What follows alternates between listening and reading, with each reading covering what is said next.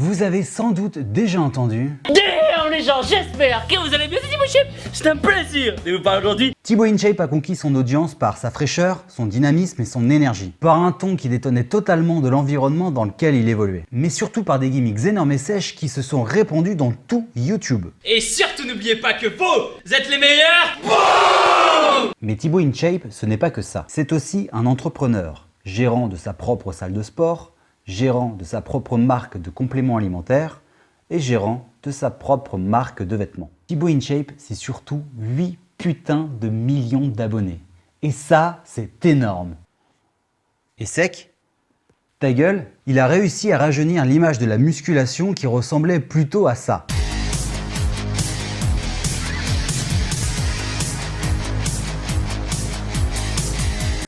Ouais, c'est kitschou, hein, c'est vintage. Hein. Mais il n'est pas seul. Nombreux sont les coachs sportifs qui utilisent aujourd'hui cette plateforme incroyable pour tout créateur de contenu. Si vous ne les connaissez pas, j'en ai sélectionné quelques-uns pour vous les présenter. Nous avons d'abord les beaux gosses de Bodytime.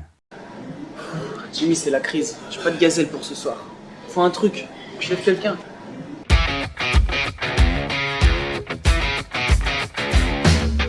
Je suis en train de cataboliser, je le J'en sens. sais rien, mais quelque chose. Il y a également le Super Saiyan du poids du corps.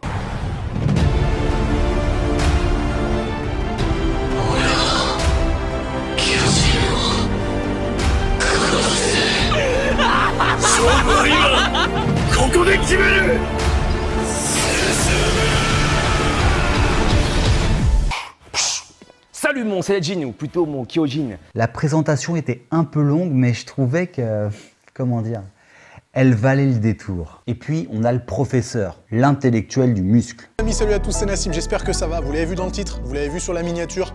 Aujourd'hui, on va parler d'un exercice pour le haut des pectoraux que je déteste. Ils ont tous au moins un point en commun. Ils ont fait de l'apologie du corps sec et musclé un business à coup de programmes ultra efficaces qui, en plus de vous transformer physiquement, pourraient bien changer votre vie.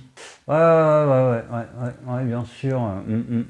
Alors je ne dis pas que leurs programmes sont nuls et totalement inefficaces, mais par contre promettre une transformation physique incroyable en un minimum de temps, voilà quoi. Et là vous vous dites, ça y est, Reynald il va tous les clasher. Alors je vous arrête tout de suite. Adeptes des clashs et des dramas, passez votre chemin. Le sang ne coulera pas séant. Il serait par contre intelligent d'en tirer quelques enseignements. Car au-delà des images de ces corps puissants, se cachent les rouages d'un mécanisme parfaitement huilé. Et il serait intéressant que vous puissiez en profiter.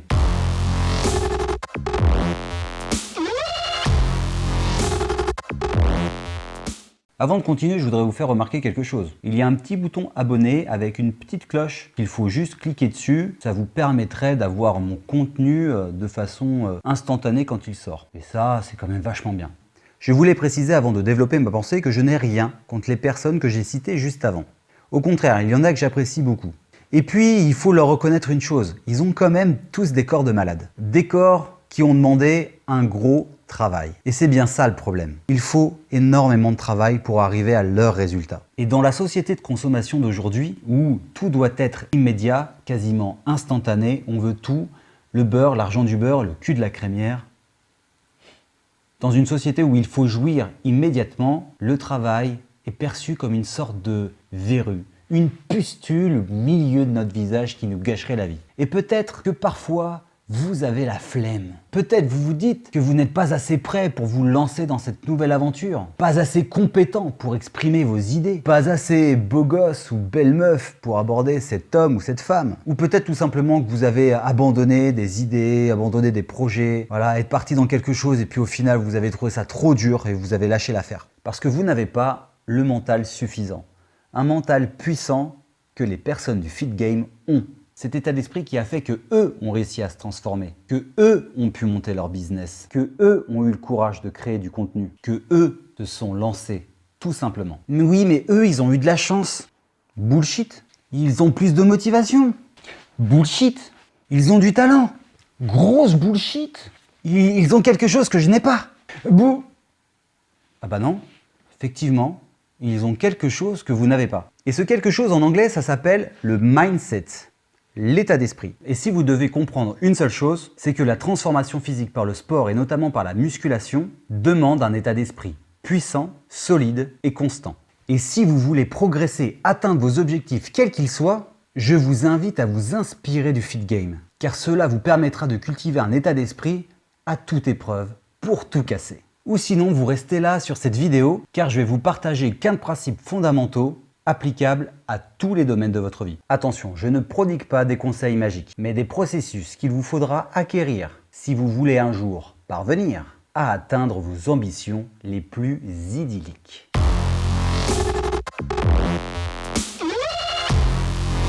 J'ai intitulé ces 4 principes fondamentaux les principes CARE. CARE en anglais, ça signifie le soin.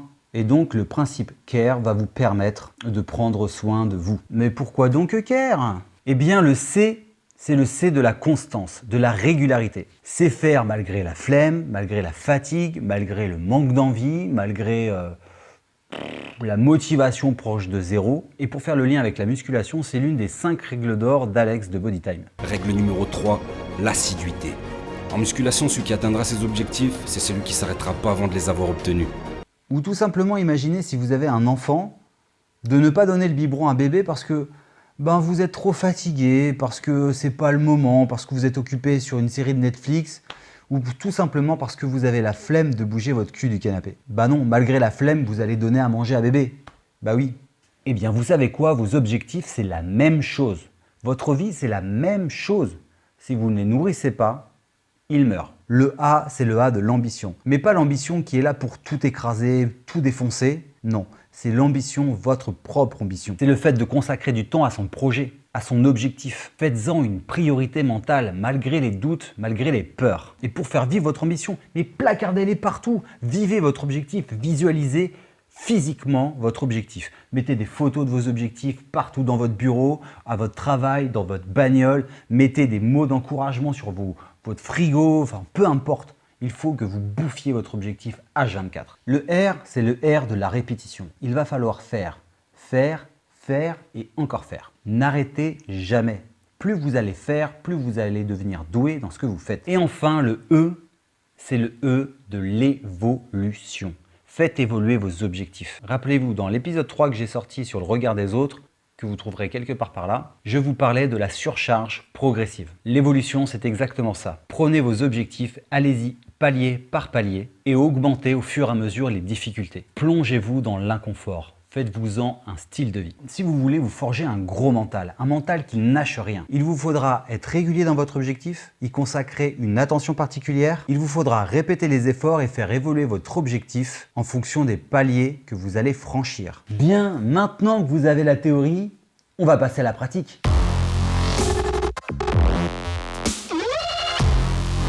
Tout d'abord, munissez-vous d'un crayon et d'un petit carnet ou d'une feuille de papier. Car ensemble, ils deviennent vos amis pour la vie, mais surtout une arme de destruction massive. Première étape, introspectez-vous et notez dans votre carnet 5 habitudes qui vous parasitent, que vous n'aimez pas chez vous ou qui vous donnent l'impression de vous ralentir, de vous freiner dans l'avancement de vos projets. Je vais vous donner un exemple tout con, la flemme de sortir les poubelles. Deuxième étape, choisissez une de ces habitudes et notez ce qu'il vous manque pour pouvoir la réaliser. Par exemple, moi j'ai la flemme de sortir les poubelles, je pense que j'aurais besoin d'un bon coup de pied au cul pour le faire. Ou tout simplement que je comprenne que cette foutue poubelle pleine et qui pue ne veut pas se mouvoir toute seule vers la sortie. Par contre, si c'est le cas chez vous, pensez à ne jamais m'inviter. Troisième étape, notez-moi votre objectif. Sortir les poubelles. Et placardez-le partout chez vous. Partout, il doit y avoir des photos de votre poubelle dans votre lit, sur votre frigo, sur votre porte d'entrée, avec marqué « Sors-moi, libère-moi ». Vivez votre objectif. Vous devez sortir les poubelles. Et faites-le, faites-le. À chaque fois que vous la voyez, vous la sortez. Ça doit devenir une habitude, un réflexe. Quatrième étape. Bravo, vous sortez vos poubelles. Vous êtes trop fort. Vous pouvez être fier de vous. Maintenant, faites évoluer votre objectif. Interdiction de s'endormir sur ses lauriers. Faites évoluer votre objectif. Sortez les poubelles plus rapidement, sur un pied, en chaussettes quand il pleut, en slip dans la neige. Trouvez un moyen pour que sortir les poubelles redevienne un moment désagréable, un moment d'inconfort, un moment plus dur. Et c'est en faisant des choses inconfortables que doucement, vous allez parvenir à atteindre un état d'esprit puissant. Vous allez forger votre mindset à affronter l'adversité et cela va devenir un style de vie. Voilà, c'est tout pour moi aujourd'hui. J'embrasse Alex CPJ de Bodytime, Alex Levent, le Super Saiyajin de l'espace, et Nassim Saïli que j'adore. Bon, eux ils ne me connaissent pas mais on s'en fout, hein. J'ai quand même le droit de faire des bisous à qui je veux. Je vous laisse, on se revoit dimanche prochain, même heure, même endroit. D'ici là, prenez bien soin de vous, mais surtout n'oubliez pas, trouver en soi les ressources pour avancer nécessite, malgré les difficultés, de faire preuve d'engagement. Tenir le cap dans la tempête sera alors récompensé par la révélation au monde de ce qu'on appellera votre talent.